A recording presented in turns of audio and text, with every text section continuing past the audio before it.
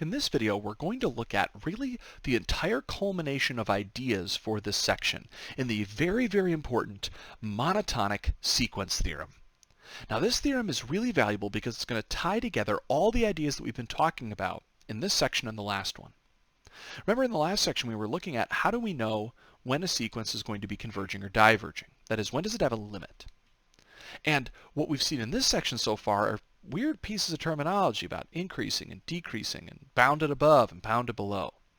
Well, look what the monotonic sequence theorem tells us. It's a really interesting statement. It combines all these ideas.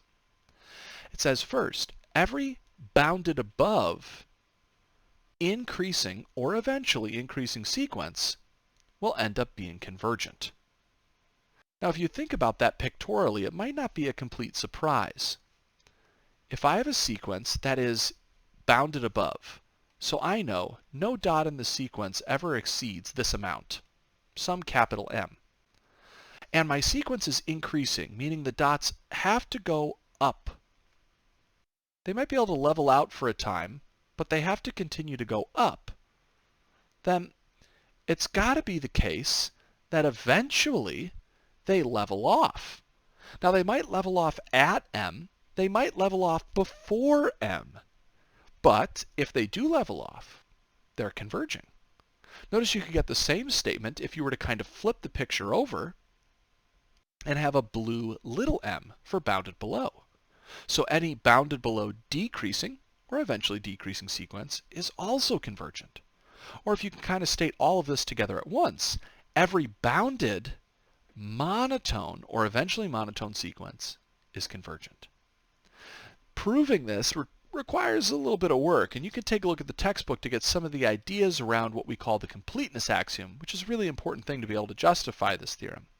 Our goal right now is not going to be to justify it, but rather to just understand what it's saying and what it's not saying, and how we can use it in a couple examples. Now, as I state down here in the note, one thing that's very important is to see that this theorem is establishing whether a sequence is convergent, but it doesn't tell us at all what the sequence is converging to. If I find an upper bound of capital M, the monotone sequence theorem does not tell me the sequence converges to M. That just doesn't happen. It's not what it says. It only tells me that it converges. Well, let's take a look down here at example 4. Now, the sequence here in example 4 is unbelievably trivial. It's obviously going to be way too simple of a sequence to be working with. Like if I asked you right now, does this sequence converge or diverge? Well, we should be able to immediately see, yeah, as n goes off to infinity, this thing goes to 0, it converges. But let's pretend, for the sake of argument right now, that we didn't know that that converged. Okay? Let's see if we could actually go ahead and work through parts A, B, and C. Now, I'm going to ask you to try to work through these parts on your own. And then, of course, you can watch me work through the solution to that when you unpause the video. So give yourself a chance to work through that now. Pause the video, and you'll see me go through it when you unpause. Okay, so here's what I would have done for something like part A. If I want to prove the sequence is decreasing, very simply, I would just have to go ahead and use one of the 3 techniques that we talked about in the last video. I'm going to go here and just do something with ratios. So I'm going to see a sub n plus 1 over a sub m is going to be equal to 1 over n plus 1 over 1 over n. That would simplify down to n over n plus 1, and clearly this is going to be less than 1 for all n, right? The denominator is always larger than the numerator. So that means that a sub m is actually here strictly decreasing. Okay. Well, now let's go to part B. Can we show that this sequence is bounded below? Well, yeah, that shouldn't be too hard as well. Can't we see here that definitely no matter what we plug in for n, I'm never going to generate a negative number out of this sequence? Well, if that's the case, a sub n is clearly going to be greater than 0 for all values of n, right? I could say greater than or equal to 0. Right? Because clearly 1 over n is never going to be negative. So 0 is a lower bound. But then I can put these two pieces of information together, and I could say, what can I conclude from parts A and B?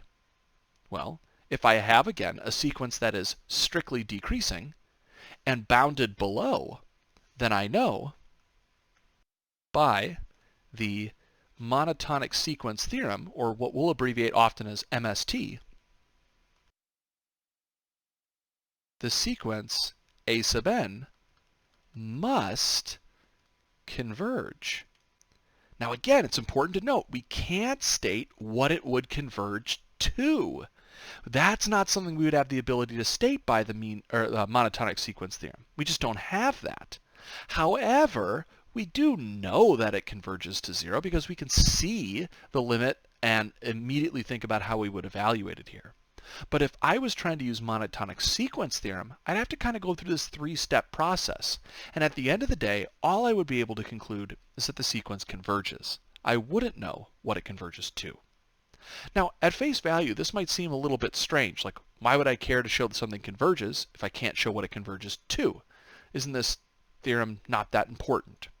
Well, actually, it can become extremely important on very specific sorts of sequences that are very difficult to deal with. And in fact, we'll look in the next video at example number 5 at exactly a case like this.